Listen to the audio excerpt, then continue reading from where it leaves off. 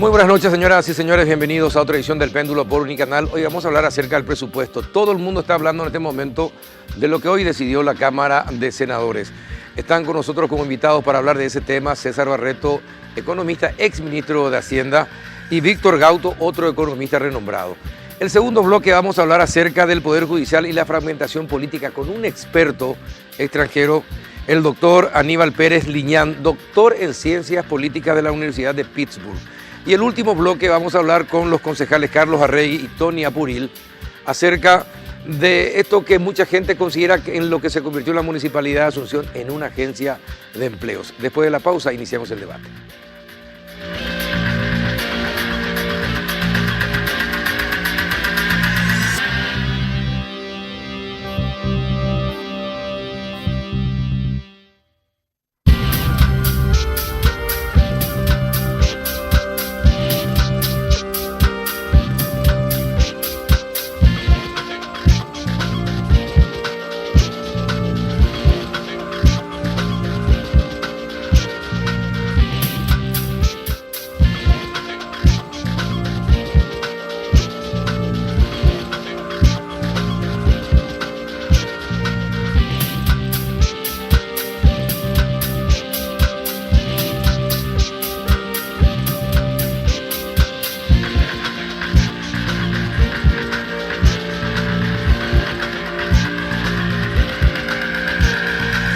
¿Qué tal, don César Barreto? ¿Cómo está?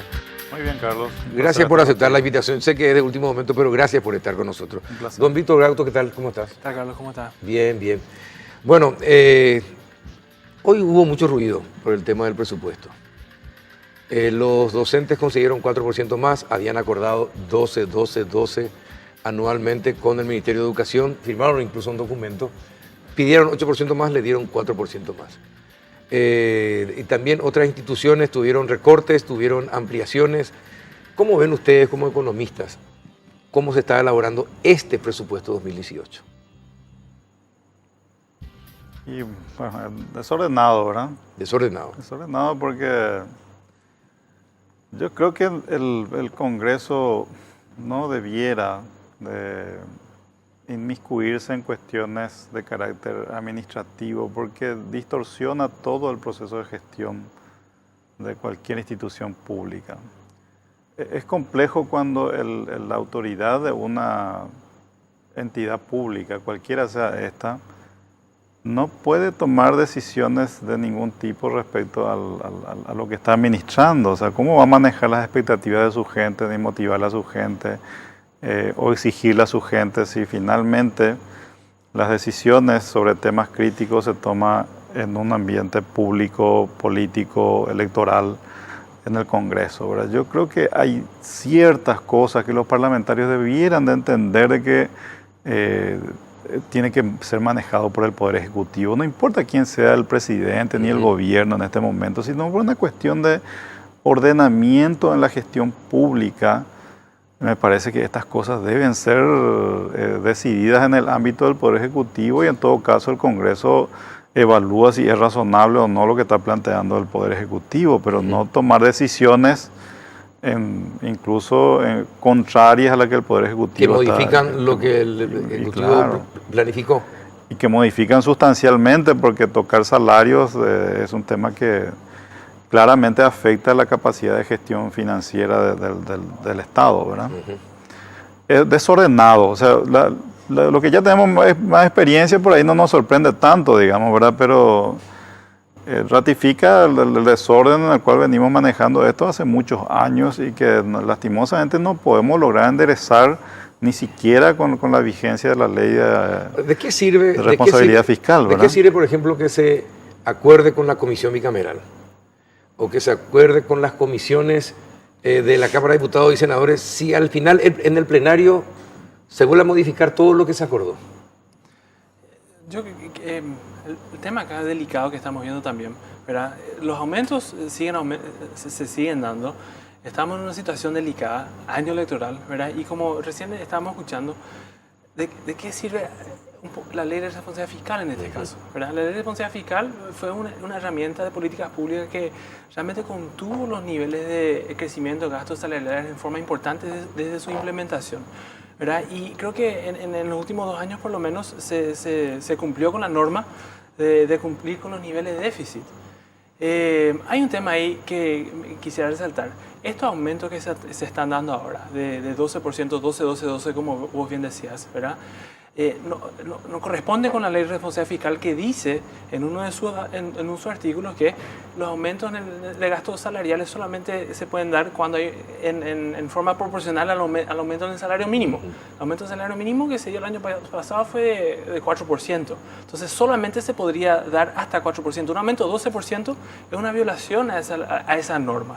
Y ya de cierta forma se deprecia un poco el valor de esa institucionalidad que se había implementado. Ahora, usted fue ministro, pero la ley de responsabilidad fiscal me parece que rige durante 4 años de cada gobierno. Y el 5.º año, que es de elecciones, se rompe. Pero siempre hay justificativos. Y empiezan a ver, es decir, es tan dañino el aumento indiscriminado como el recorte sin sentido. Porque para equiparar se recortan de ciertas instituciones su presupuesto. Entonces, básicamente otra vez se queda medio balanceado el presupuesto, ¿verdad? Pero me parece que es como usted dijo al principio, si el poder administrador señala que ese es el presupuesto que tiene que tener una institución, pero se le recorta para darle a otra, entonces comienzan los problemas. Y sí, por eso le busqué la palabra más adecuada para definir esto. Pasa que es desordenado, o sea, es complejo. La administración financiera del Estado probablemente sea una de las cosas más serias que existe, como para tratarlo de manera tan desordenada como lo hicimos históricamente. O sea, esto es de vuelta, es como ratificar lastimosamente la forma equivocada en la cual estuvimos manejando esto, que en años anteriores ha sido cuánta gente vamos a meter en la función pública, sí, qué sé yo. En estos años es qué porcentaje de aumento le vamos a dar a los funcionarios para tratar de congraciarnos con ellos desde el punto de vista electoral, ¿verdad? Yo creo que hay que encontrar algún camino para ordenar esto, porque si no, el Estado no aguanta más. Los márgenes que tenemos ya no existen, digamos, ¿verdad? Estamos operando con un déficit fiscal ahora que venimos ya 5 años con déficit, que logramos contener ese déficit con la ley de responsabilidad fiscal, ¿verdad? Pero entonces nos puede disparar de cualquier momento, digamos, ¿verdad? Porque si no respetan a la ley, yo tenía alguna esperanza, me acuerdo que hablé contigo incluso cuando se aprobó la ley de responsabilidad fiscal, y yo decía, pues si por unanimidad aprobaron una ley, por unanimidad, ni un solo diputado, ni un solo senador votó en contra, yo tenía la esperanza de que iban a respetar en la aplicación de la ley, pero estos son los momentos críticos, ¿verdad? Y en estos momentos críticos emerge nuevamente nuestro desorden en el manejo de cosas que son tan importantes y tan críticas, ¿verdad? ¿Y cómo se puede evitar? Usted fue ministro. ¿Cómo hacía para evitar, por ejemplo, lo que pasa es que le pedían, bueno, ministro, yo te apoyo tal proyecto, tal ampliación, pero vos dame 20 cargos, 50 cargos? ¿Cómo uno se defiende así? Lo que pasa es que es complicado ser ministro de Hacienda en Paraguay, ¿verdad? Uno tiene que lidiar con muchas cosas, y además con que el Congreso tiene un poder extraordinario en la definición del presupuesto. Finalmente uno puede plantear el presupuesto que dentro de toda la precariedad que hay luego es un presupuesto que no es lo óptimo lo que plantea tampoco ningún ministro de Hacienda, no es lo que quisiera, pero plantea lo que se puede, y finalmente hay que esperar qué es lo que aprueba el Congreso, y en función a eso definís qué es lo que yo hice en mi caso, porque también yo tuve un aumento salarial importante en los maestros en su momento, y yo les avisé a ellos, si ustedes hacen eso, yo voy a hacer un plan financiero extremadamente duro, voy a recortar todas las instituciones para poder pagar los salarios adicionales que ustedes aprobaron. Y lo hice efectivamente, ¿verdad? Se me fue la mano y todo, porque ese año el superávit fiscal fue enorme, porque de tantos recortes que hice no se puede ejecutar prácticamente nada del presupuesto en el 2008, ¿verdad? Pero es lo que correspondía hacer para poder financiar el pago extraordinario de salario que se aprobó en el Congreso. Y eso y ahí la ejecución ya resulta cualquier cosa, porque ya no es óptimo. Ni lo poco óptimo que podía haber sido el presupuesto que se envió ya no se puede ejecutar, entonces ya hay que tratar de tapar los agujeros y arreglar el problema por el camino. De por sí. ¿Qué le va a tocar a la ministra en este caso? Va a tener que, creo yo, o sea, tendría que aplicar un plan financiero que le permita más o menos sacar los recursos de donde sea menos importantes seguramente para tratando de no afectar programas muy críticos y pagar los salarios que se incrementaron en este caso. Y por otro lado, a mí lo que me revela un poco más en este caso en particular es que los mejor remunerados en el Paraguay son los funcionarios públicos. O sea, le estamos dando más ingresos a los que son luego los que ya más ganan en Paraguay comparando con todos los empleados del sector privado. Entonces es una decisión incluso injusta desde el punto de vista de la sociedad paraguaya. Hay que tener cuidado con estas cosas, ¿verdad? Porque los políticos no se dan cuenta de que aparte de los 200.000 funcionarios públicos que hay, o 250.000, ¿verdad? Hay 3.200.000 paraguayos que no trabajan en el Estado, que todos los días están haciendo un esfuerzo enorme para ganar mucho menos de lo que están ganando los funcionarios públicos, ¿verdad? Hay que dar señales más responsables desde este punto de vista, ¿verdad? Bueno, esto lo está diciendo un economista, porque generalmente la propaganda para justificar esto es que el sector público gana mucho menos que el sector privado. No es cierto y eso. que no se les aumenta, los aumentos se le dan cada 3, 4 años, etcétera, que la de precarización es muy grande, que hay muchos que son contratados y están y nunca son permanentes, que no tienen todos los beneficios que tiene el sector privado. Esto se refleja de cierta forma también en los datos públicos de la encuesta. Nosotros trabajamos con los datos de encuesta de continuo empleo y ahí revisamos cómo están los niveles de salarios por medio, donde hacen una distinción entre niveles de salarios públicos y salarios privados. Y los salarios públicos son casi el doble del nivel del promedio de los salarios privados. O sea, hay un desequilibrio importante en los niveles de ingresos que como escuchamos, es una atenta o afronta un poquito en términos de equidad en la economía de la sociedad. Esta medida que estamos escuchando, en términos económicos, son niveles de aumentos de gasto que no son aumentos en calidad.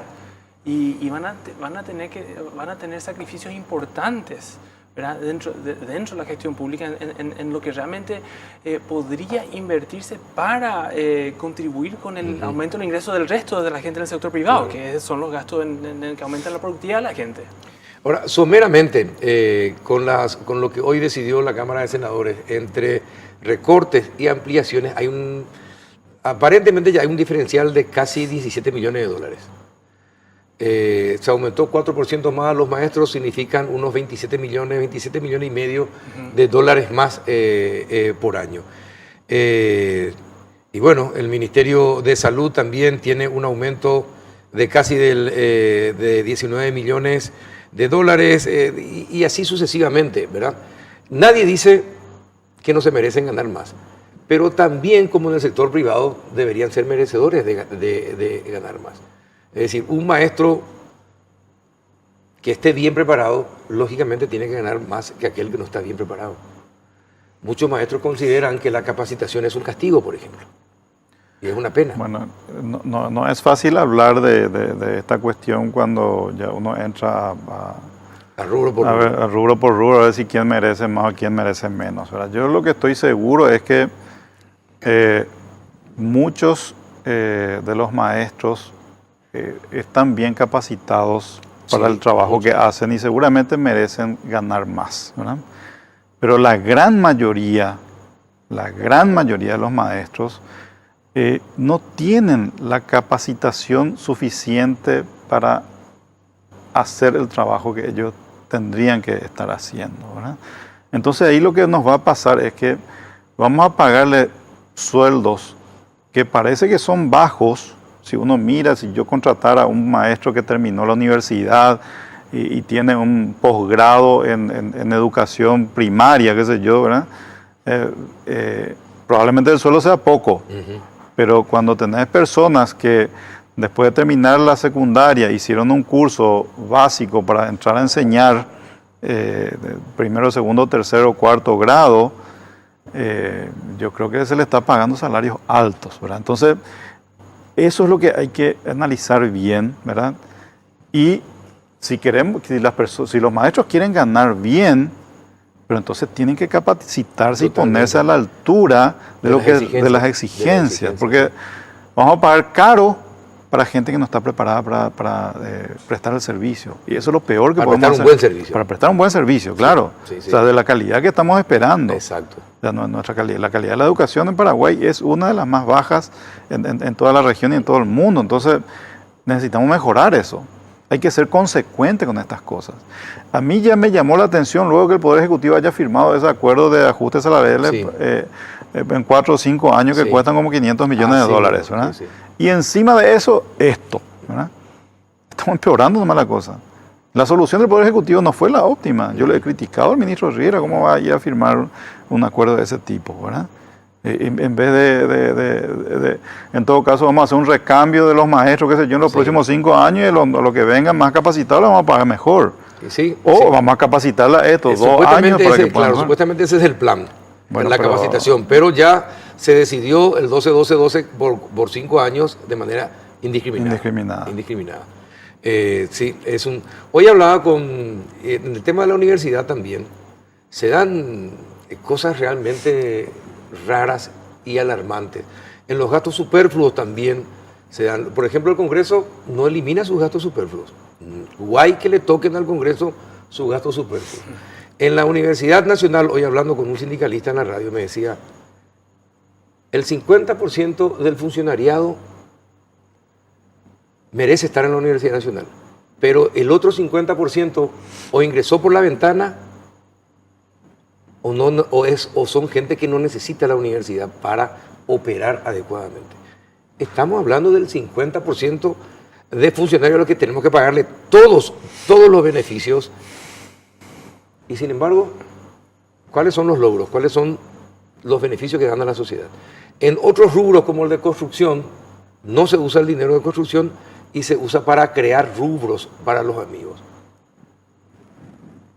Y no decimos nada. A ver, la universidad, otro caso. La universidad tiene que casi como que dar vuelta más o menos a la forma que funciona, ¿verdad? Porque la calidad de la educación universitaria, si la primaria y secundaria es mala, la universitaria es peor. La terciaria es peor, sí. Es peor. Sí. Tenés 2 o 3 o 4 profesores por cátedra, 4 Sí, sí, sí. por una cátedra. No, Vos se tenés que tiene tener uno en un una profesor por cátedra. cada 5 alumnos de la universidad. Es decir, Claro. prácticamente somos con Finlandia en materia, en esa materia. Entonces, si vos tenés 4 profesores por cátedra, ¿verdad? Encima hay uno probablemente que esté haciendo clases efectivamente, 3 que están cobrando de balde. Así mismo. Tiene que dar vuelta a eso totalmente para que funcione. El tema de gestión realmente importantísimo. No es gestión, ya es Sí, corrupción, sí, eso ya sí. es corrupción. Sí, Eso ya es Tal corrupción. cual, tal cual. Sí. Y lo peor de todo, para mí lo más preocupante de todo es que estamos hablando de la élite intelectual del país. Y si la élite intelectual del país tiene este tipo de prácticas, ¿qué nos espera del resto?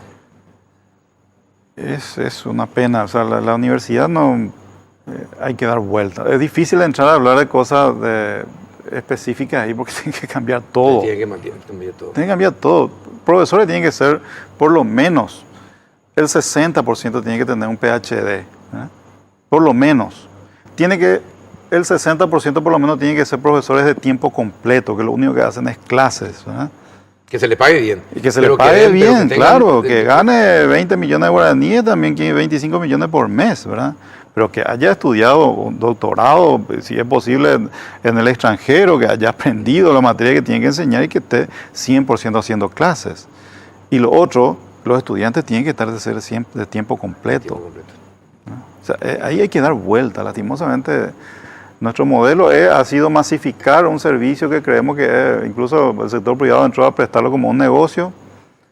Y yo veo los resultados y lastimosamente Pésimo, pésimo. Y ¿verdad? la universidad Pésimo. generalmente también es una institución, una herramienta de digamos, desarrollo del conocimiento y la investigación, Sí. ¿verdad? Con la gestión que tenemos ahora, o como decías del tema de corrupción, no es el lugar indicado para la investigación y los recursos que tiene en términos de bibliotecas, en comparación con otros tipos de beneficios que existen ahí, no son de los más conducentes para el mismo. tipo de investigación.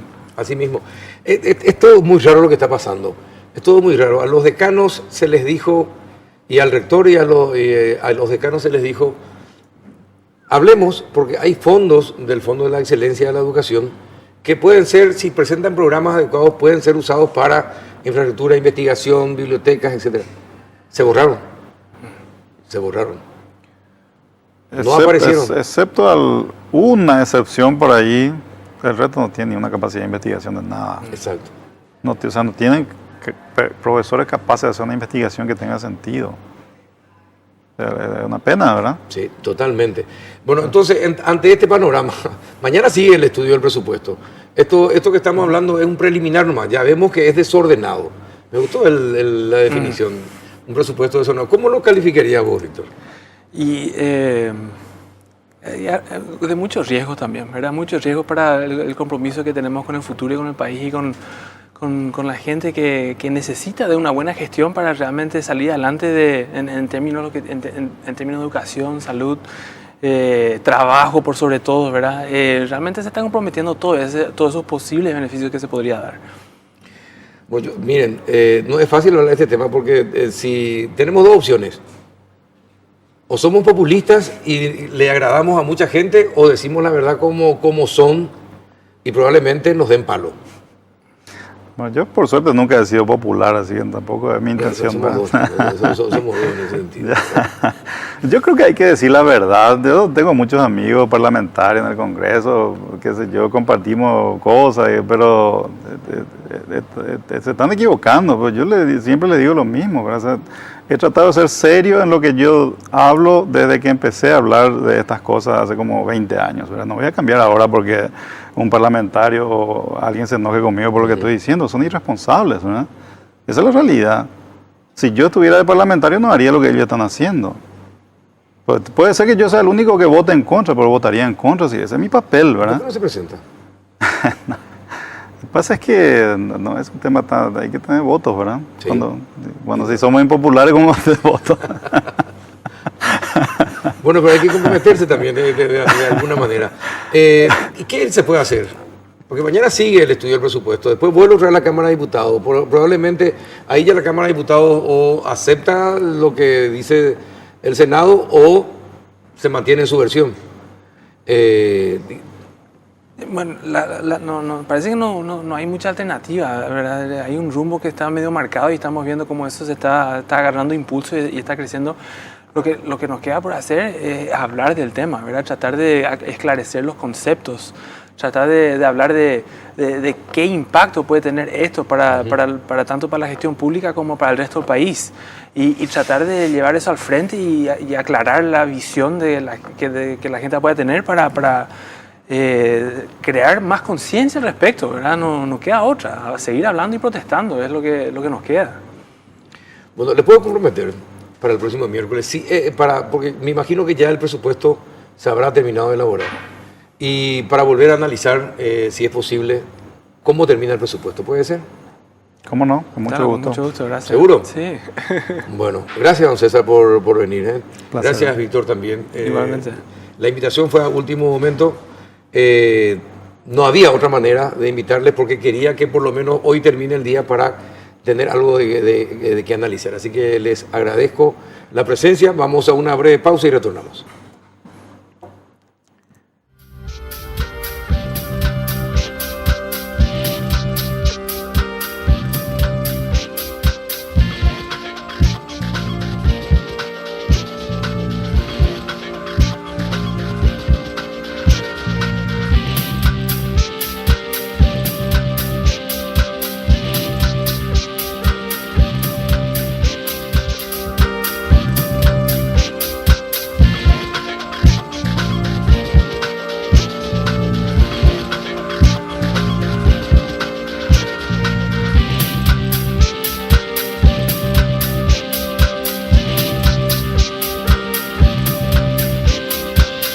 ¿Qué tal, don Aníbal Pérez Liñán? ¿Cómo está? Muy bien.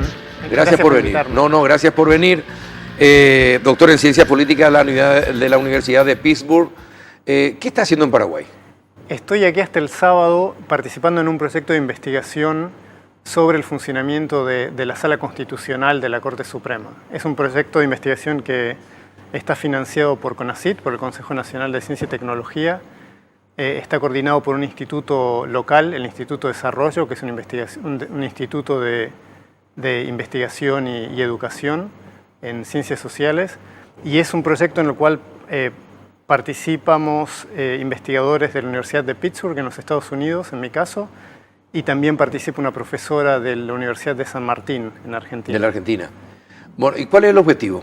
¿Qué pretenden demostrar con la investigación? El objetivo es analizar las decisiones de la Sala Constitucional de la Corte Suprema en un área central para la vida democrática, que son las acciones de inconstitucionalidad. Es decir, ese es el momento en el cual la Corte Suprema ejerce de algún modo su máximo poder y tiene la capacidad para declarar las acciones del Congreso, las leyes o los decretos del presidente inconstitucionales. Entonces estamos analizando cuándo, cómo, de qué manera la Sala Constitucional declara leyes y decretos inconstitucionales. Ahora, le estaba diciendo en la pausa y le tengo que decir públicamente, va a tener poco trabajo, porque muy pocas veces la Sala Constitucional de la Corte Suprema de Justicia usa ese poder que tiene. Entonces, es sumamente peligroso para la vida democrática de los países la mora de la Corte Suprema de Justicia y mucho más, me imagino, la mora de la Sala Constitucional. No sé si eso es en todas las cortes o es solamente en Paraguay. No, esto es un problema común de todas las cortes constitucionales en el mundo, que manejan... Las cortes constitucionales son actores judiciales, pero que cumplen una función política. Y es muy común que las cortes constitucionales, o las salas constitucionales, como en este caso, manejen los tiempos con cierta lógica política. El caso de los Estados Unidos es un caso extremo. A ver, manejen los tiempos con, ¿cómo dijo? Manejan los tiempos a menudo con cierto sentido político, porque saben que las decisiones que toman no son simplemente decisiones judiciales, sino que tienen consecuencias para la vida del país. ¿Y qué piensa de una Corte Constitucional que no toma en cuenta eso, que no toma en cuenta el tiempo político? No, una Corte Constitucional tiene que tener en cuenta el tiempo político, porque sus decisiones no son solamente decisiones judiciales, aunque los jueces piensen en términos legales, pero sus decisiones siempre tienen consecuencias políticas, por definición. Por ejemplo, en junio de este año, se presentó una acción de inconstitucionalidad por miembros del Congreso de la Nación acerca del Consejo de la Magistratura para la elección del fiscal general del Estado, un cargo sumamente importante para la vida política y democrática de un país. Estamos hablando del representante de la sociedad ante el sistema de justicia. La Corte no toma decisiones. Hasta ahora, tanto es así, que el Senado de la Nación tenía tiempo, 30 días, para tomar una definición sobre la persona elegida por el presidente de la República, por el Poder Ejecutivo, para ser fiscal general del Estado. Tenía 30 días. A partir de que llega al Congreso la elección del presidente. El Congreso no toma ninguna decisión. ¿Por qué? Porque ha presentado una decisión de inconstitucionalidad en junio. Hoy el fiscal general del Estado se mantiene en su cargo por una reconducción tácita supuestamente que tampoco existe en la Constitución, según muchos abogados. Y la Corte no se pronuncia. Es decir, está alejada la Corte Suprema, en este caso, de los tiempos políticos del país. Entonces, usted como investigador, ¿cómo analiza esto? Algo que hay que tener en cuenta es que está la cuestión de los tiempos y está también la cuestión de la cantidad de decisiones. A partir de esta conversación puede parecer, a nuestra audiencia le puede suponer que en realidad la Sala no toma decisiones, pero si miramos las últimas 2 décadas, la Sala Constitucional ha decidido 5.000 veces en temas de acciones de inconstitucionalidad. Y de esas 5.000 veces, lo que es más interesante es que la vasta mayoría de las veces ha decidido en contra del gobierno. En el periodo que va hasta 2004, entre 1995 y 2004, en el 93% de sus decisiones, ¿Acá en Paraguay? La Sala Constitucional decidió en contra del Congreso o en contra del presidente. Esto ha cambiado a partir del 2004. Hoy en día la probabilidad de que la Sala Constitucional decida en contra del Congreso o del presidente es menor, pero aún así en el 60% de las decisiones está decidiendo en contra del Congreso y del presidente, lo cual es sorprendente. No, es sorprendente. ¿Y por qué cree que se da ese cambio a partir del 2004? Bueno, ¿Qué factores? Hay diferentes hipótesis de lo que podría estar pasando. Sí. Hay ciertas cosas que sabemos que no son. No es un resultado del cambio en los accionantes, que hay diferentes accionantes iniciando querellas. No es un cambio en el tipo de norma legal que se cuestiona. No es que antes se cuestionaban más leyes y hoy en día se cuestionan más decretos, por ejemplo, aunque hay algo de eso, pero eso no es la causa. Sospecho que hay dos mecanismos que están en juego, que marcan ese cambio a partir de 2004. El primero es que los mismos ministros han cambiado, hay un cambio muy importante en la Corte a partir de 2003, entonces hay ministros con un perfil diferente, esto es un mecanismo. Y el otro mecanismo que sospecho que está ocurriendo es que los abogados hoy en día son menos cautos al presentar acciones de inconstitucionalidad que en el pasado. ¿Qué quiere decir con eso? Lo que quiero decir es que hoy en día la Sala Constitucional de la Corte Suprema decide el doble de casos que decidía hasta 1994. Lo que significa que o bien hay más conflictos en la sociedad o bien muchos casos que antes se resolvían de otra manera se han judicializado de algún modo. Entonces, también esto posiblemente afecte... ¿Puede hacer una exageración de acciones de inconstitucionalidad? Bueno, esto es difícil de saber. No quiero hacer un juicio apresurado sobre esto. Lo que sí está claro es que hoy en día la sala tiene más casos para resolver que los que tenía en el pasado. El doble, más o menos. Bueno, pero es decir, ¿y cuánto de morosidad tiene? Bueno, no es una cuestión de morosidad, sino que el tiempo que toman en decidir. Sobre esto todavía no tengo datos muy claros. No estoy seguro. Ahora, como investigador, ¿cuánto es el tiempo prudencial para decidir una acción de inconstitucionalidad? El tiempo prudencial siempre depende del proceso legal. Tenemos naturalmente una tendencia en la sociedad a reclamar decisiones prontas, pero a veces las decisiones apresuradas también son un problema. Entonces, en el proceso judicial siempre hay un equilibrio entre evitar la morosidad, que es un problema muy fuerte, como estaba mencionando, y garantizar el debido proceso, que es el otro valor central del proceso judicial. En cuanto al respeto al debido proceso, ¿cómo es? ¿Qué ustedes encontraron en cuanto a las acciones de inconstitucionalidad? No, lo que hemos visto hasta ahora es básicamente la carga que tiene la Sala Constitucional y las formas en que está decidiendo. Por lo que no hemos identificado hasta ahora problemas en el proceso como tal.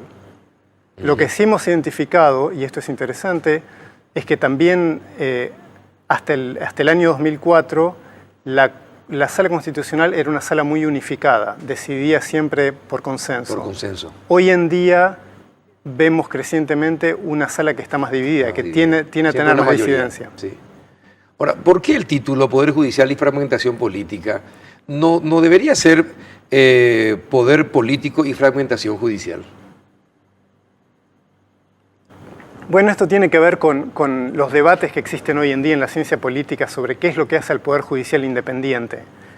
Y buena parte de la ciencia política sostiene, y ha determinado en estudios de diferentes países, que los jueces constitucionales tienden a ser más autónomos cuando el poder político está fragmentado. Y esto tiene mucho sentido. Cuando el presidente es muy fuerte, cuando el presidente tiene una mayoría muy fuerte en el Congreso, el poder político tiene una influencia inevitable sobre el Poder Judicial, porque es muy fácil para el presidente, para los miembros del Congreso, o bien levantar el teléfono o más sutilmente enviar mensajes al Poder Judicial sobre cómo prefieren que se decidan los casos. Cuando el poder político está fragmentado, cuando hay muchos partidos en el Congreso, cuando hay mucha diversidad, cuando el presidente tiene que negociar sus decisiones en el Congreso, los jueces tienen mucho más margen de maniobra, tienen más independencia. Y estudio tras estudio en diferentes países del mundo tienden a mostrar que esto es el caso. ¿Es decir que es universal? Sí, diría que es universal. ¿Y dónde está el componente de la propia persona que más allá de las presiones por la magistratura que representa, por lo que es como juez, toma decisiones conforme a su real saber y entender de lo que es el derecho? Esto es fundamental y creo que es más común de lo que pensamos en los poderes judiciales en América Latina en general. Lo que ocurre lamentablemente es que cuando el poder político está unificado, cuando el presidente tiene un fuerte control sobre el Congreso, a menudo, y los jueces son resistentes Sí. a la presión política, a menudo son purgados. O sea, hay una renovación de la Corte, los Juicios políticos los encuentran la forma de hacer un juicio político y renuevan la composición de la Corte. Esto es muy común. que los jueces se acomodan. ¿Se acomodan al modelo político predominante entonces? Bueno, lo que ocurre es que si el poder político consigue purgar a la Corte Suprema o a la Corte Constitucional, dependiendo de los países, entra una nueva generación de jueces que están alineados con las preferencias del gobierno de turno. Esto ha sido un problema en América Latina muy común, histórico, y que se ha vuelto más importante en casi todos los países a medida en que la política se ha judicializado cada vez más. Qué difícil. Qué difícil la situación, ¿no? Y qué difícil que la justicia sea justa así. Y es muy difícil de resolver, porque una vez que, lo que hemos visto en muchos países, y Ecuador, por ejemplo, era un caso clásico de eso, una vez que el Poder Judicial es purgado y se reconstituye una Corte Suprema o un Tribunal Constitucional a la medida de las autoridades. A la medida de las autoridades, el próximo gobierno encuentra una Corte que tiene poca legitimidad porque ha sido manipulada políticamente, pero que además les es hostil porque responde al gobierno anterior. Sí. Por lo tanto, tiene un nuevo incentivo para purgar a la Corte de nuevo. Entonces, una vez que la Corte es purgada una vez, se tiende a generarse un círculo vicioso que se repite en el futuro. Y qué pena. ¿Y cómo se recompone? ¿Cómo se recompone que la ética, el conocimiento predominen y no el acomodo político? Bueno, eso se recompone ante todo con jueces que tienen un sentido profesional fuerte, que tienen normas profesionales fuertes y defienden la independencia de la Corte. Esto es fundamental. Y después, esto siempre requiere un pacto político, un acuerdo entre la élite política, a menudo un acuerdo más explícito o más implícito en el Congreso, por el cual los líderes políticos aceptan dar la independencia a la Corte justamente para romper este círculo vicioso, para que cada nuevo gobierno no tenga que formar una Corte a su medida. Ahora, en Paraguay eso es hasta casi improbable, ¿no? Que ocurra. Si ustedes que son estudiosos, son investigadores, si tuviera que, señalar 3 países que tienen un poder judicial relativamente independiente, que podrían ser mirados como modelo en Latinoamérica, ¿cuáles serían? Los casos, creo, más visibles son el caso de Costa Rica, que tiene un modelo institucional parecido al paraguayo. De hecho, tiene una Corte Suprema con una Sala Constitucional, y la Sala Constitucional de Costa Rica es increíblemente independiente e increíblemente poderosa. Decide una enorme cantidad de casos por año y muy a menudo le dice al poder político qué es lo que tiene que hacer en temas de, por ejemplo, protección de derechos civiles, protección de derechos sociales, cuestiones de salud. Es posiblemente la Sala Constitucional más poderosa de toda la región. Los políticos, por supuesto, protestan mucho contra esto, porque sienten que el Poder Judicial le está expropiando un poder que le correspondería al Congreso. Entonces, esto es conflictivo, no es necesariamente ideal. Sí. Pero esta sin duda es la Corte Constitucional, la Sala Constitucional. ¿Cómo se llega poderosa. a ese nivel? ¿Qué hizo Costa Rica para llegar a ese nivel en cuanto a la independencia y el poder de sus jueces de la Sala Constitucional? Ha sido un proceso histórico de un poder un país con una larga historia democrática, una trayectoria democrática muy fuerte, un compromiso democrático muy fuerte entre sus élites, un cierto prestigio del Poder Judicial, que la Sala Constitucional se ha ganado porque ha dictado sentencia en temas claves que eran muy importantes para la sociedad en diferentes oportunidades.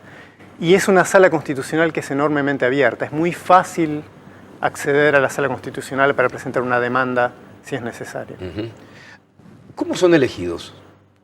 Los miembros... Es decir, el poder político en Costa Rica, por ejemplo, el poder político, el Congreso o los partidos, ¿tienen influencia en la elección de los jueces?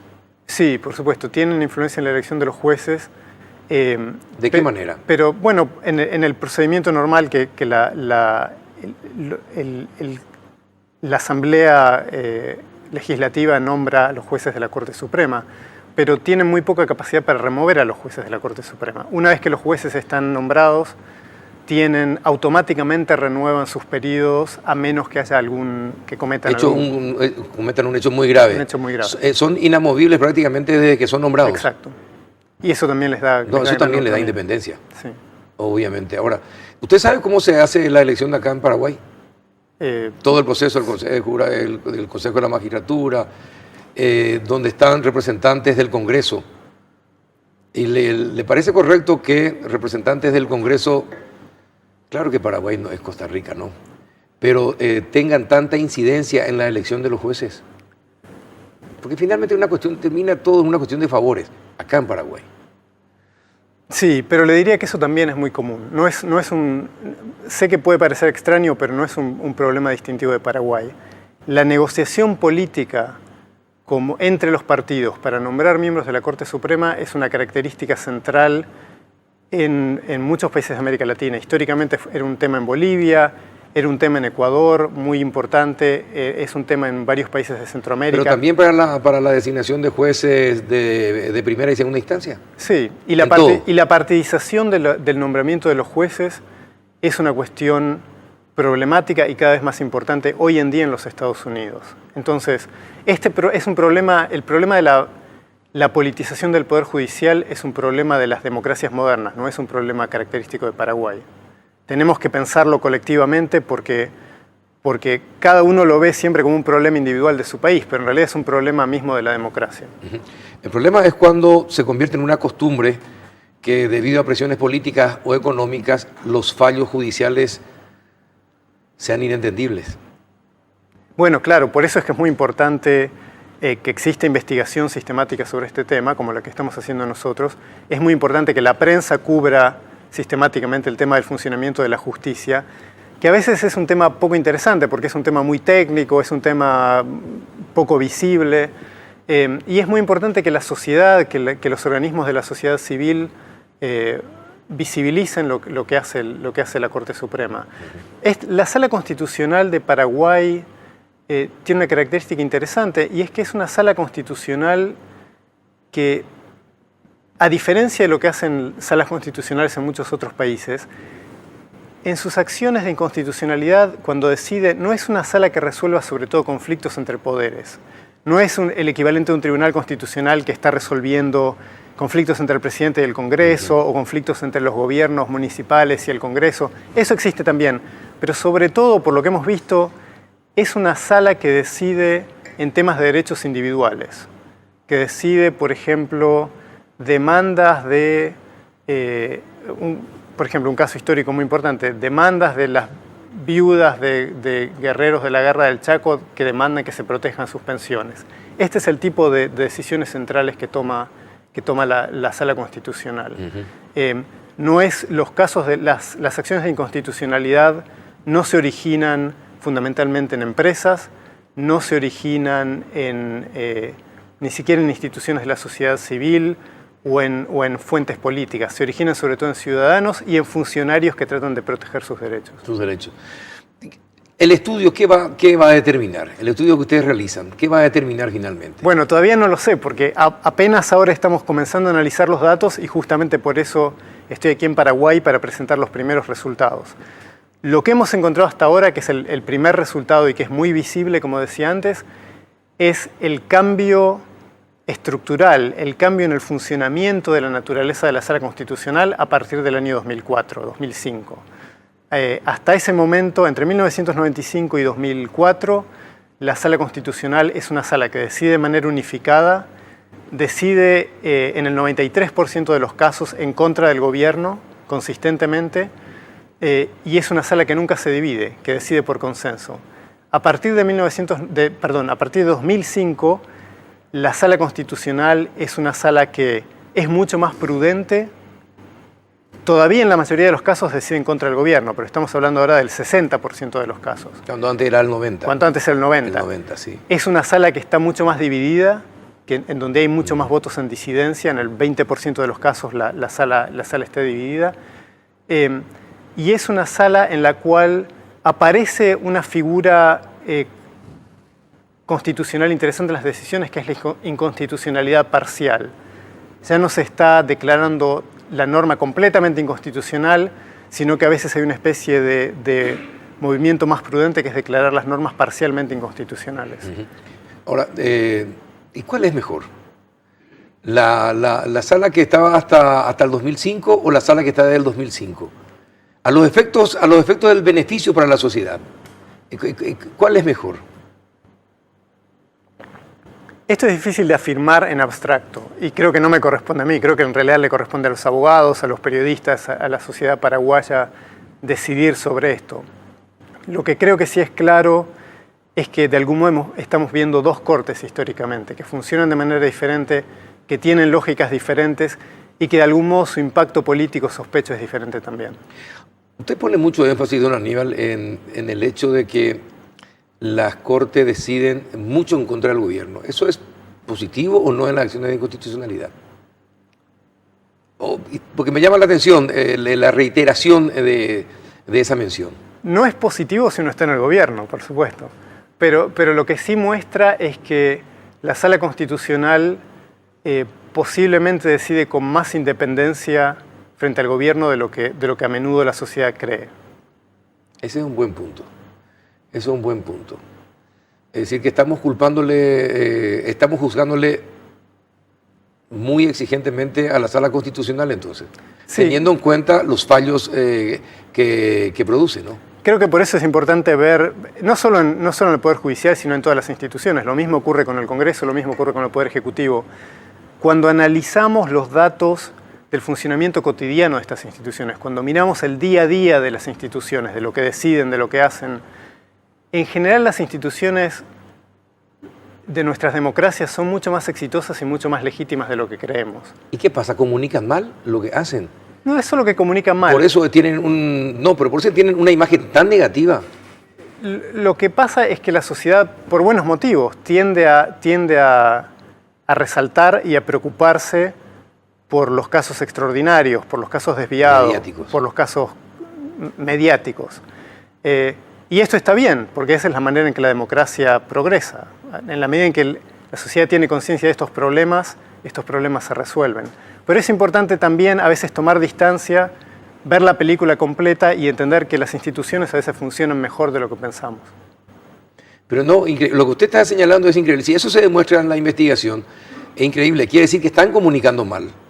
Porque, según su apreciación, así, a primera vista, sin profundizarlo todavía en más investigación, lo que usted está diciendo es realmente va de contramano con la imagen que nosotros tenemos de nuestra Sala Constitucional. Sí, y posiblemente con la imagen que cualquier sociedad tiene de su Poder Judicial. Qué increíble. ¿Usted de qué nacionalidad es? Soy argentino, originalmente. ¿Y cómo lo ve usted a la Corte Argentina?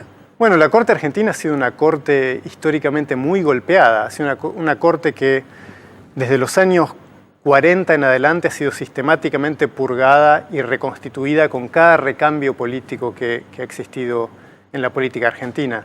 Entonces ha sido una corte muy debilitada en su legitimidad y en su capacidad de decisión por esta historia de purgas reiteradas. Y es solamente, diría yo, en los últimos quizás 15 años que ha comenzado a recomponer su independencia y su autoridad. Entonces creo que la Corte Argentina también está en un proceso de mejora y de reconfiguración. Además de Costa Rica, en Sudamérica, para la última pregunta, en Sudamérica, según las investigaciones que ustedes hacen, ¿cuál es la mejor corte? Hoy por hoy diría que la Corte Constitucional más prestigiosa es la Corte Colombiana, que tiene una tradición muy fuerte de calidad jurídica, de calidad en sus decisiones, de defensa de los derechos sociales, pero además, como decíamos antes, de hacerlo con un cierto sentido político. A veces la Corte Colombiana, antes que tomar una decisión que va a crear una crisis política, prefiere ir anticipando los criterios con los que va a decidir de manera tal que el Congreso, el Poder Ejecutivo esté advertido de cómo es que la Corte va a decidir, quizás dentro de 2 años. Y finalmente, ¿qué es calidad jurídica? ¿A qué llama usted calidad jurídica en Colombia, por ejemplo? Bueno, calidad jurídica implica que los jueces son capaces de decidir con criterios técnicos muy complejos, muy avanzados, muy sofisticados, que son capaces de tomar decisiones que consiguen atender a los intereses sociales interpretando la ley de manera correcta, pero además, y creo que esta es una cuestión central, que además son capaces de mantener esos precedentes a lo largo del tiempo. Es decir, que cuando la Corte toma una decisión hoy, sabe que no solo está tomando una decisión en este caso, sino que está comprometiendo casos en el futuro. Esto es central porque Jurisprudencia. Porque el Estado de Derecho implica no solo decisiones hoy, sino que implica estabilidad en la jurisprudencia en el largo plazo. Genial. Mire, es un lujo para nosotros que usted haya compartido este espacio. Le agradezco que haya venido, don Aníbal. Muchas gracias. Muchísimas gracias a ustedes. Vamos a la pausa, a la vuelta vamos a hablar. ¿La municipalidad es una agencia de empleos o no? A la vuelta de la pausa.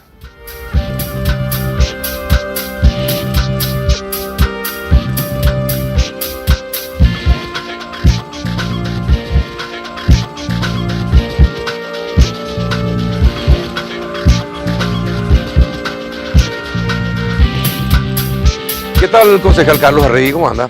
Bien, Carlos, un gusto estar contigo, con la audiencia y con el colega Tony. ¿Qué tal, Tony Apuriel? ¿Cómo estás? ¿Qué tal, Carlos? ¿Qué tal, Carlos? ¿Cómo están? Muy Bien, bueno, ¿qué pasó?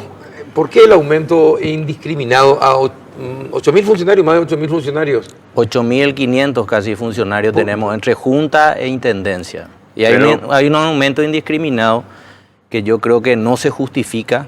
Hemos expuesto los motivos, podemos resumir también acá. Y una de las cuestiones principales que a mí me parece muy llamativo es de la manera en que vino este ajuste salarial. Vino bajo el rubro 180. ¿Qué es el rubro 180? Claro, y es un rubro de la partida presupuestaria, ¿verdad?, que te permite manejar con discrecionalidad ciertos ítems. Por ejemplo, bonificaciones, por ejemplo, gasto de representación, y es una suma demasiado considerable, 34.000 millones. También yo escuché básicamente el argumento de que decían que como se ajustó... 6 millones de dólares aproximadamente. Sí, así es. Como se había ajustado el salario mínimo legal, entonces también correspondía el aumento para la gente de la municipalidad, ¿verdad? Eso tampoco es así. Fíjate vos que el año pasado ya habíamos aprobado un aumento de 23.000 millones de guaraníes. Este año aprobamos 34.000 millones, son 10 millones de dólares, Carlos. Y el año pasado nos habíamos comprometido, eso está plasmado en el dictamen, ¿verdad?, de que en el primer semestre de este año deberíamos tener ya un plan de cargos, de salarios, y eso no se cumplió. Además también de esta manera, eso hay que decirlo y la gente tiene que saber, de que estamos premiando, una modalidad son los planilleros, otra modalidad es la gente que ni siquiera luego viene Pero que figura en la planilla. pero que figura en la planilla y no se hizo ninguna discriminación. Y yo he escuchado muchos discursos populistas de gente que decía hay que defender el empleo a los más vulnerables. Y yo les pregunto, pero claro, ¿quién es el que no quiere que el barrendero gane mejor? Esa persona que está haciendo mérito, que moja la camiseta. Pero entonces se hubiera hecho una clasificación, una discriminación positiva en ese sentido y premiar realmente de acuerdo al mérito, de acuerdo a toda Al que trabaja, gente, ¿de acuerdo al al que que está trabaja? trabajando y el que realmente cumple sus funciones dentro de la municipalidad. Eso no se hizo. Y además se dice también, Espera, no ratito. pueden los inocentes pagar, Por los pecadores. Pero espera un Exacto. ratito que tenemos que darle la palabra a Tony Bueno. también. ¿Qué tal, Tony? ¿Cómo Muy bien, estás? ¿qué tal? Buenas. Bueno, Primero, corregir algunas expresiones, A ¿verdad? ver. Indiscriminadamente no se puede decir porque acá está completamente discriminado en dónde se va a gastar y cuáles son los aumentos, a quién se le va a dar y cuánto se le va a dar.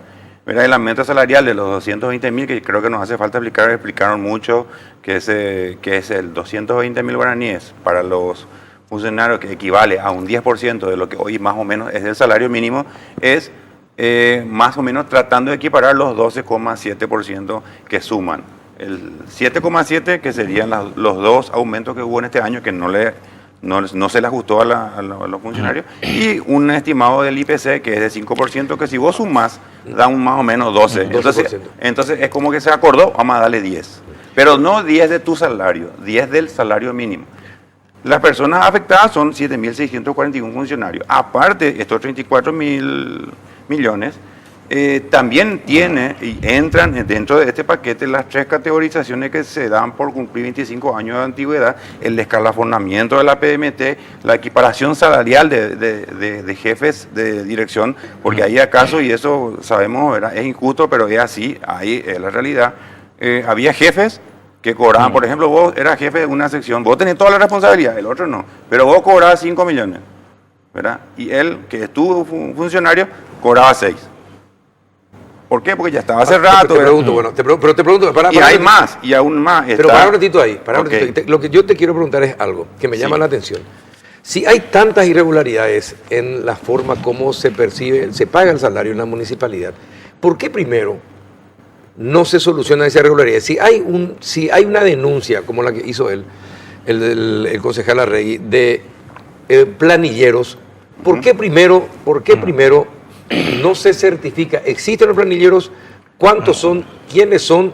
Y después, es decir, el planillero no tiene por qué estar cobrando en la municipalidad de Asunción. Es más, no debería estar trabajando en la municipalidad de Asunción. Entonces, en eso estamos absolutamente de acuerdo, ¿por qué ¿verdad? no se hizo eso antes de agarrar y decidir un aumento que va a favorecer a planilleros y a no planilleros? ¿Puedo? Sí. Bueno, primero que no es así, Tony, como vos estás diciendo. En realidad es indiscriminado, porque el 220.000 guaraníes es para todos. Aparte también, ese cálculo que está haciendo Tony no es real. Si vos haces un cálculo, y me acaba de confirmar acá en el adelanto de tu programa con el doctor César Barreto, ¿verdad?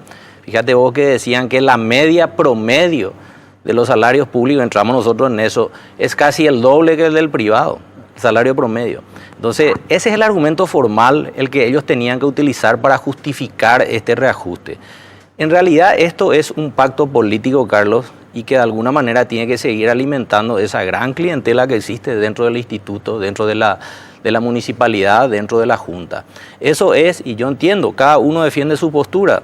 Es lo que históricamente, lastimosamente, y yo creo que en estos 2 años de gestión todavía no hemos podido desprendernos de eso, ¿verdad? Sigue así la municipalidad y este ajuste nuevamente es más de lo mismo. Fíjate vos que si nos comprometimos nosotros en la sesión del año pasado a presentar ese plan de cargo, de salario, y no lo hicimos, ¿por qué será? Y sin embargo se vuelve a dar el aumento. Y además también, algo que me parece sumamente riesgoso es poner como garantía de ese crédito, porque también se aprobó un crédito de 60.000 millones de guaraníes ayer, déficit temporal de caja, dice, pero ponemos los bonos que son para inversiones como garantía para pagar ese crédito. O sea, son operaciones sumamente riesgosas también eso. Claro, todavía, Carlito, vamos una por parte. Primero, No, eso es que vos decís, vos así, tenés Tony. derecho a decir que no es así, pero Claro. esto es el papel que es el informe de la Intendencia. Pero el Yo papel puedo que decir, te da la Intendencia, nosotros analizamos bueno, críticamente ok, también. sí, Y yo te sí. digo, Pero, por ejemplo, rubro 100... No, pero vamos a ir por está, parte. y yo estaba ya está, exponiendo. Ya te estoy dando No, de acá que está el podés moderador. dudar. De que podés dudar que sea así o no sea así. Eso es una opción que vos tenés que poder cuestionar. Pero yo quería volver nomás a la pregunta que hizo Carlito, ¿verdad? Sí. Que es ¿por qué no se hace antes? Porque Claro. ese fue el Sí. caracú, ¿verdad? Sí, Porque, sí, sí. o sea, si todos Uno de los motivos de eso. en esta mesa todos estamos de acuerdo que no queremos saber nada de los planilleros. Totalmente. Eso es algo que no vamos ni a discutir y que todos queremos echarle a los planilleros para hacer más eficiente la administración. Es que no tiene en por eso qué no estar los podemos planilleros. discutir. Aquí No. lo que nosotros tenemos que ver y tenemos que seguir tu forma de ir hilando la cosa, que es ¿por qué no se hace antes? Porque eso sería lo lógico de pensar, Claro, absolutamente, ¿verdad? Eso es lo categórico. Pero tenemos la experiencia de de Riera, tenemos la experiencia de Evani, donde echaron 500, 600 personas, ¿verdad? Que después, ¿qué pasó? Le pusieron el juicio y perdieron todito. Y tuvieron que, encima que ya le indemnizaron, lo tuvieron que reponer en sus funciones. Entonces, ¿es negocio eso? No. ¿Y quién terminó pagando? Todo lo que Sí, hoy... todos los Claro, azucenos. pero eso no obsta que todos los vos azucenos. Entonces, vamos a seguir otra vez con tu pregunta. ¿Por qué no hacemos antes eso? Porque tenemos eso, es antecedente.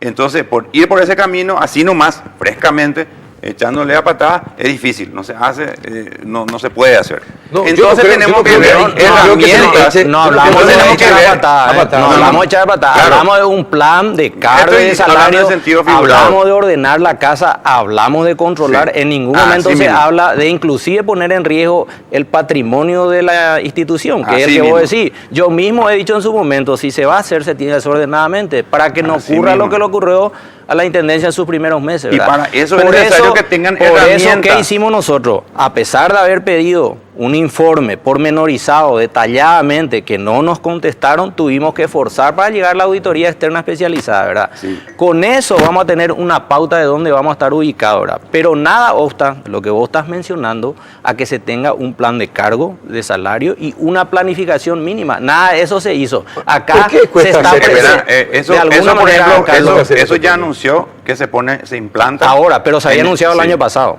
Se había anunciado el año Claro. pasado como una condición para poder aumentar Lo nuevamente. bueno es que antes no Si te teníamos acordás, y ahora Tony, tenemos. ¿Vos te acordás por qué y cuáles fueron los fundamentos para el aumento del año pasado? No, ahora no me Bueno, acuerdo. el fundamento era que íbamos a recaudar más. De hecho, Y lo que hicimos. íbamos a recaudar más. Pero que no ya- estábamos esperando que En suban realidad tampoco. estamos bicicleteando, Tony, porque estamos, fíjate vos, 60.000 millones de guaraníes. Nosotros emitimos bonos por 100.000 millones de guaraníes este año y vamos a emitir el año que viene 70.000 millones otra vez. Esos bonos están condicionados, nos Están guste o no nos condicionados, guste en este sí. momento como garantía para el pago del salario. Está bien, van a hacer un ejercicio financiero y seguramente está calculado que los primeros meses se tiene que retornar. Es lo que hace. Oh, Eso no es. eso- Eso, ojo, a eso lo no que es voy ilegal. nomás, en Eso es lo que realidad- eso no Pero no es se algo puede que hacer. no se hace. Tony, yo te quiero decir Hasta el nomás. Ministerio de Hacienda, eso es Está bien. es una figura No, no. legal que puede Depende, vos disponer. tenés que prever. Ahora, eso, es un ¿no? riesgo, así, por es un supuesto. riesgo. Es un riesgo porque Es un se riesgo está- demasiado es un- grande. Tony, vos- ¿Por qué no es un riesgo? Porque el No, es un monto, riesgo porque el siempre monto hay es riesgo, menor, Tony. es menor a tu No, recaudación. Tony, Estoy siempre hay diciendo. un riesgo. Pero un riesgo ¿no? porque es para gastos rígidos. Y eso Estamos sí. haciendo una No, es para prognosis inversiones. y sobre pero todo los vos ingresos son sabés rígidos también. ¿Cuánto es la evasión de la que hablamos? Es Hay tu recaudación. un 49% normal que está pagando los tributos. en Eso Asunción. es otro tema. ¿Cómo le- Eso sí, Bueno, eso pero ¿y sí. cómo le explicás a ese 49% que paga? Que en realidad le vamos a pagar también a los planilleros. Déjame terminar, Tony. Le vamos a pagar también a esas personas que no brindan ningún servicio en la municipalidad, porque están también los que brindan el servicio. Y los 700 y pico mil de asuncenos que pagan de su bolsillo sus tributos. Primero, O sea, esos ¿qué 700.000 explicación le damos? azucenos ¿Qué explicación le votaron damos? por lo que hoy están ahí y pusieron la mayoría que están ahí, que nosotros todos los días, vos sabés, tenemos que luchar contra esa mayoría. Esos 700.000 asuncenos, que son 250.000 votos en realidad, porque muchos no se presentaban a votar, no ejercieron su derecho, le dejaron a los 200 y pico mil que se presentaban a votar a que pusieran los que estamos ahí. Nosotros, vos sabés, siempre estamos en minoría, siempre perdemos, ¿verdad? Nosotros tenemos dos opciones, o peleamos por un lado o peleamos por el otro lado. Una cosa es decir, bueno, listo, esto está mal, yo soy limpio, ellos son corruptos, y la otra sería, bueno, espera, Pero ¿cómo ni le siquiera podemos...? decimos eso, ¿eh? ¿Qué estamos diciendo? Que se está haciendo mal, que no hay Claro. ninguna política en materia de Espera, recursos Carlito, humanos. yo te Bueno, quiero... Espera, Dale. vamos a escucharle, vamos a escucharle. Vamos a hacer lo ¿Te puedo siguiente. pedir un favor? Sí. ya. Levantate el anteojo porque está haciendo, Está haciendo con el ruido. micrófono. Voy a sacar el anteojo. Gracias. Bueno, Más ahí adelante. seguimos. Más adelante. Lo siguiente, nosotros necesitamos darle herramientas, ¿verdad?, a la administración para que se pueda hacer lo que vos decís, para que se pueda hacer antes y después. Bueno, no hubo, estamos de acuerdo con Arregui, nos prometieron, de hecho, la primera minuta que presenté yo con Villarejo, él pidió auditoría. Después él presentó un pedido de auditoría forense. Antes habíamos presentado ya, pero eso no tiene importancia ya. Bueno. En la primera semana... de Ahí no asumido nos dieron como bola. concejales. ¿Y sabes qué nos en realidad, dijeron? No, te amplío nomás. No tenía porque vamos a decir, presupuesto, no forense, tenía presupuesto. Pero en realidad, Tony, era administrativa, financiera y de recursos humanos de la administración Arnaldo Samaniego. Después hubo otro ya Ah, de sí. la auditoría forense. De todos modos, y en esto él es testigo, ¿verdad? Él había pedido hace unos días atrás un pedido de informe que no le satisfizo y pidió una auditoría forense que tampoco estaba prevista presupuestariamente. Y en el momento que se estaba tratando el presupuesto, que yo estaba en la Comisión de Hacienda, le digo, Carlito, vení porque o si no te vas a quedar sin tu presupuesto para tu auditoría. Voy, me dijiste, viniste. Y Sí, pero eso ya estaba aprobado, me dijo Humberto, cuando yo hablé con él. Cuando está vos bien. llegaste, porque Bueno, pero- en un comienzo, ¿por qué era importante eso? Porque esa es una herramienta que le permite a la administración hacer lo que justamente queremos. sacarle a la gente. La otra herramienta, y está prevista ahora, antes no había, ahora hay, eso es una diferencia, es el plan de retiro voluntario. El plan de retiro voluntario no había, no existe. Ahora, yo Entonces, le pregunto algo. Entonces, Sí. yo tengo que hacer una cosa. ¿Pero qué pasa, Tony? Puedo protestar, puedo decir, Perfecto. puedo tuitear, pero no pero- le va a ayudar eso a la administración. Perfecto. ¿Qué le va a ayudar a la administración? Que yo entre y te ponga en el presupuesto y te obligue a hacer. Mira, acá está presupuestado, tenés la obligación de hacerlo. Está dentro del Perfecto. presupuesto. Ahora te pregunto Si no está en el algo. presupuesto, yo te estoy ¿Cómo? dando la excusa En para realidad, que lo vos que- te lo- zafes, lo que- ¿entendés? Y yo Lo, no lo tengo que que dejar va, lo que va a zafar. ayudar es dar Espera, señales espera, claras. yo quiero preguntarle algo a los dos. A ver, Sí. ustedes que están ahí me contestan. ¿Qué pasa si del retiro voluntario se benefician los planilleros? Claro, también Encima una otra vez, posibilidad. El retiro o sea, voluntario se da para lo siguiente, se da para personas que trabajan o funcionarios que trabajan 3, 5 y 10 años, porque después ya no tiene más dinero tampoco la municipalidad para indemnizaciones, ¿verdad? Entonces, se tiene que de alguna manera incentivar a que el funcionario le convenga la plata, porque está poco Claro, tiempo, claro, para y que- vos orgánicamente te vas sacando.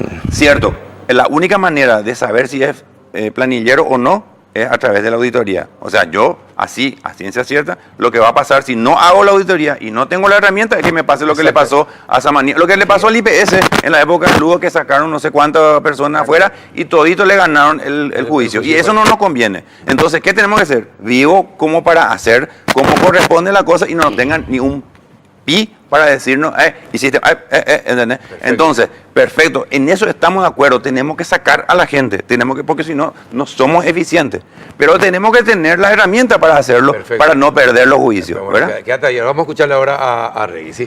Claro. A ver, Carlitos, ¿qué pasa? En realidad no es un... Yo le entiendo a Tony, está defendiendo una posición y él puede estar convencido. Le adelanto que yo respeto porque le conozco, creo que es una persona seria, ¿verdad? En realidad no es así, es el discurso formal, ¿verdad? Porque vos, si realmente tenés la voluntad de sanear esto, antes hubieras previsto ya eso. En ese plan de cargo de salario, bueno, vamos a ordenar la casa. O sea, no podés justificar hoy, y sobre todo explicarle a la gente, decir, sabe que vamos a tener que pagarle a sabiendas de que hay planilleros. Y un colega me decía, pero hay 6 o 7% nomás de planilleros. ¿Sabe cuánto es 6 o 7% nomás del total? O sea, son 500 funcionarios. Sí. Ese es el mejor de los 480 casos. son 8 cosas, sí. Ahora es mi turno. Yo creo que hay más, ¿verdad? Yo creo que hay más planilleros. ¿Entendés? Pero aunque fuere un planillero, vos no le podés decir a la gente que vamos a tener que cargar porque hay gente que trabaja. Entonces, si había una política seria en ese sentido, yo creo que hay tiempo de hacerlo, ¿verdad? No estoy juzgando en ese sentido. Se hubiera hecho ya una clasificación de aquellos funcionarios que realmente merecen ser recategorizados. ¿Cómo vos le explicás a aquel funcionario que está cumpliendo su horario de trabajo, que tiene su antigüedad y que sabe que el planillero que está ahí tiene más sueldo que él y va a tener también una misma recategorización que él? O sea, es un funcionario desmotivado, ¿verdad? No, en realidad que son situaciones injustas. Injustas. Que Yo tengo Lo denuncia- ideal sería yo poder tengo sacarle denuncia- al planillero, yo tengo pero no denuncia se concreta puede. de eso. Y después Entonces, te ¿qué voy a decir haces? por qué es. Entonces, ¿qué Fíjate haces? vos en qué rubro vino para que veas. Ahí se ven, Tony, mi querido amigo, se ven los frutos del pacto político. ¿Por qué viene en ese rubro disimulado? ¿Por qué viene con la discrecionalidad que viene? Porque tienen que disponer ciertos concejales de esos rubros. Esa es la realidad. Bueno, Vos pero ahí no podés- volvemos a lo anterior, Espera, ¿verdad? espera, Yo te después presenté te la digo- planilla pero es donde coincide está que es asignado. discrecional ese... No, porque está asignado. No, En ¿o no? el rubro 100 está Tony, asignado. Tony, ¿Quiénes van a recibir? ¿Cuánto van a recibir? ¿Qué pero- número van a y recibir? claro, ¿Cuánto va a ser pero es el indiscriminado, monto que Tony, se va es a...? 220.000 para cada uno. Fíjate en tu papelito y vas a ver, Claro, 220.000 para cada pero uno. ese Y después te- 220.000 cada No, no. uno responde a una presión gremial, a un Ah, contrato bueno, colectivo. ahí entramos que a un tema. Que si yo, si me salgo de eso, pierdo los juicios, Te- pierdo y no estamos en condiciones de hacer eso. Te voy a decir lo que yo Entonces, pienso, Carlos, con respecto a es eso. uno, que termine él y después contar.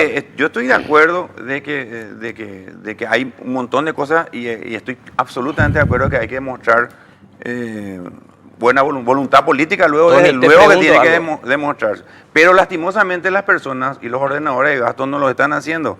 Nos quedan nosotros, que no somos los ordenadores de gastos, nos quedan los concejales que algo tenemos que hacer. Y tenemos dos opciones. O lo hacemos buscando implementar a través del pedido de auditoría, a través del presupuesto, a través del retiro voluntario, a través de las jubilaciones, a través de la ejecución del plan de cargo que se va a implementar. Lo que buscamos es que, ¿verdad? Buscamos que los que no somos mayoría tengamos herramientas para presionar. Porque de lo contrario, sí, ahí sí, absolutamente cae dentro de la responsabilidad de la voluntad política. Porque los que son mayoría imponen siempre lo que quieren, meten la cantidad que quieren, ponen el presidente que quiere y tienen la discrecionalidad para hacer, porque son ordenadores de gasto. Pero nosotros no somos eso. Nosotros no tenemos las armas para hacer eso. ¿Y quién le paga el aumento a los funcionarios de la Junta Municipal? No, eso ya es la intendencia. Por eso acá hay un pacto, Carlos. Esa es la realidad. Yo entiendo, a lo mejor, por eso Tony, dentro de su buena fe, hay temas que él no está avisorando tal vez. Pero te pido que me atiendas en este punto nomás. Y Tony, te digo, fíjate vos, ¿te parece que se justifica el equiparamiento? Porque hay un equiparamiento de todos los salarios de los jefes con los directores de la Intendencia y de la Junta Municipal. Vos sabés que en la Junta Municipal, en el 2002, ¿no? Me decía un colega muy respetado que fue concejal también en otros periodos y que ahora vuelve a ser concejal. En el 2002 había 3 direcciones nomás en la Junta. Ahora tenés más de 20 direcciones. Por ejemplo, tener una dirección de vigilancia de registro de vendedores ambulantes. Ese no puede ganar lo mismo que gana un director de la Intendencia encargado general de obras, por ejemplo. No, entonces eso, pero bueno, ¿y qué es lo que se hace con esto? Sí, se le equipara. No, pero se le equipara con ese, se le equipara con un director. Pero es que hay diferentes categorías, Tony, no vaya a ser tampoco así, tan así, Carlito. Tan así como, yo soy realista nomás. Y si vos mirás bien tu papelito, que trajiste anotado ahí, te vas a dar cuenta que en realidad es indiscriminado. Todos reciben absolutamente el 220.000 guaraníes. Y cuando analizás eso, porque ya fue en el año pasado los 23.000 millones de guaraníes, suman 10 millones de dólares. Y si hacen el análisis, porque ese es parte del discurso formal de la Intendencia, si hacen el análisis, en realidad se aumentó más que el mínimo que ganan en el sector privado. En realidad no tiene justificativo, pero hay que ensayar un discurso. Y te voy a decir más, yo le aprecio mucho a Mario. Y vuelvo a decir eso, pero también porque yo de alguna manera creo que cuando uno hace una alianza, lo hace también por sus convicciones. Y de alguna manera yo creo que hay que hacer notar cuando uno no está de acuerdo en ciertas cuestiones. Mario es una buena persona, pero no basta eso. Él es preso en este momento. ¿De quién? De varios caciques que están en la Junta Municipal y los sindicatos. ¿Quiénes son los caciques en la Junta Municipal? Y hay varios, te he nombrado. Ramírez y Wagner, por ejemplo, ¿verdad? Que tienen una clientela de hace años instalada en la Municipalidad de Asunción. ¿Cuánto tiene Wagner, por ejemplo? Miles, Carlos, miles tienen. No te puedo decir exactamente. ¿Y Ramírez? Ramírez tiene muchísimos también. Yo en eso no lo voy a defender, ¿verdad? En eso... ¿Tiene razón? Hay mucho de razón, no puedo probar de que sea así, pero hay mucha sospecha. Para eso es necesario ponerle una herramienta para poder filtrar quiénes son. Ellos manejan operadores, Carlos, operadores políticos. Una auditoría, esa es la realidad. Entonces va a ser nuestra palabra nomás contra nada. Y en ese sentido... Sería espectacular demostrar eso, si se pudiera demostrar. Y para eso tenés que tener, pues, ¿cómo? ¿Verdad? Tenés que apretarle contra la pared. ¿Entendés? No tiene que poder escapar, porque hasta ahora se pueden escapar. ¿Entendés? Bajo el argumento de la gobernabilidad que necesita Mario. Lastimosamente, esta gente... Absolutamente. Esa es la realidad. Bueno, ahí no hace falta demostrar nada. En eso estamos totalmente de acuerdo. Y yo entiendo que hay concejales que no pueden salir a decir esto. Comprendo perfectamente. Yo sí, yo no tengo problema. Bueno, yo no me callo.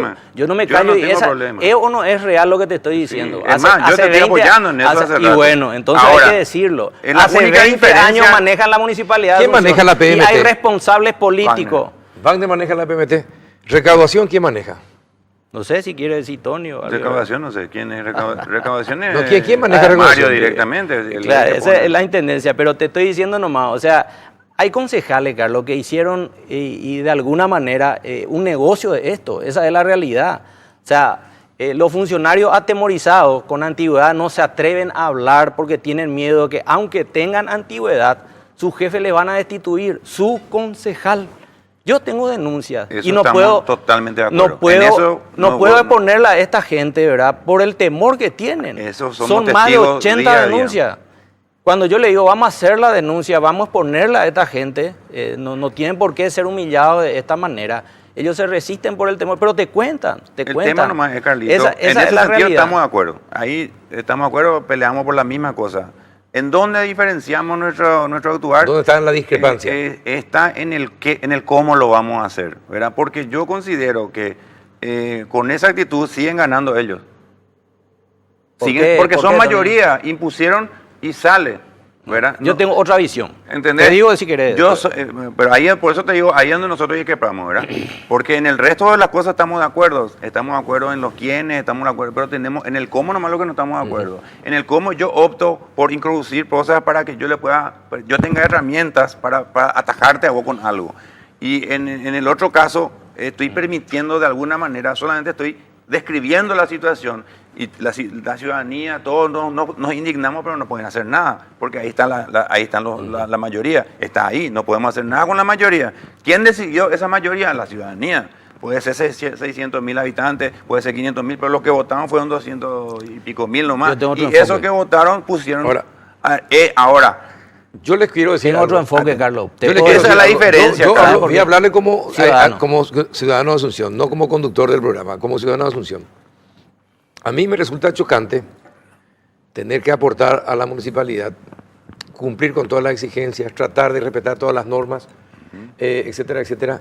Después me entero que la Junta Municipal tiene su propio equipo de funcionarios paralelo al que tiene la municipalidad. Por ejemplo, son prácticamente dos administraciones en una. ¿Sí? Que de repente se habla de planilleros, hay una denuncia muy grave de planilleros, y resulta que la municipalidad no ordena la casa, no encuentra la manera de Ahí es donde queremos llegar, encontrar los planilleros y le tira, y finalmente nos enteramos de que otra vez se les va a premiar a los planilleros y se les va a castigar, porque finalmente se le castiga al que no es planillero cuando se le equipara. Claro. Porque el planillero no se va a trabajar, el otro está sudando, presta servicios, está Así recogiendo mismo. la basura, etcétera, etcétera. Carlito. Entonces, no es justo. No es justo. Yo No como es justo. Asunceno te juro que Pero, me claro, choca. Y sí, pero Fíjate vos tenés que yo hacer digo, algo. Tenemos que hacer hacer, ¿sabes algo. cuál es la visión que yo tengo de esto? ¿Entendés? Y te digo, Tony, no es tarde para Mario. Mario yo creo que sigue teniendo un capital social importantísimo. Lo tuvo hace 2 años, mucho más grande, ¿verdad? Pero él de alguna manera con la gente. Y con la gente es ponerle a esta gente que de alguna manera le embreta. Esa es la actitud que yo espero de él. Ahora, miren, se me va el programa. Esa es la actitud. Yo les pido a ustedes. Yo dos, mientras tanto quiero tener herramientas para yo les hacer pido eso, porque tenemos que cuanto sacarle a la antes, gente exacto, Acá cuanto tenemos de la antes mejor que manera. exijan la realización de la autoría. Pónganse de acuerdo en eso. La auditoría ya hizo No, el eso ya pedido y está. forzamos, ¿verdad? Y se Eso ya aprobó está, ahora. y nos ¿verdad? aseguramos de que Claro, tenga se fondo. aprobó ahora. Está, bueno, En realidad sigue siendo un gran aparato electoral la Junta. Lastimosamente eso, si es que no tomamos medidas y no tenemos una actitud, un propósito definido, eso no va a cambiar. Absolutamente de Gracias, acuerdo. Carlos, por tu presencia. Gracias Tony, a ti. Ahí, estamos finalmente. totalmente de acuerdo, sigue siendo así, hace falta una voluntad política, la voluntad política la tienen la mayoría, nosotros necesitamos, como no podemos hacer mayoría hasta las próximas elecciones, necesitamos buscar herramientas y mecanismos por los cuales ponerle, Para embretarle. a embretarle. Perfecto. Esa es la diferencia, pero el resto es absolutamente, estamos de acuerdo. Gracias, Tony, por tu presencia. Muchas gracias. Gracias. Apasionante realmente este último bloque para todos los asuncenos. Realmente es preocupante. Ojalá encuentren una solución rápidamente. Gracias por acompañarnos a ustedes de sus casas. Hasta el próximo miércoles. Gracias, Carlos. No, gracias a ustedes. Espectacular.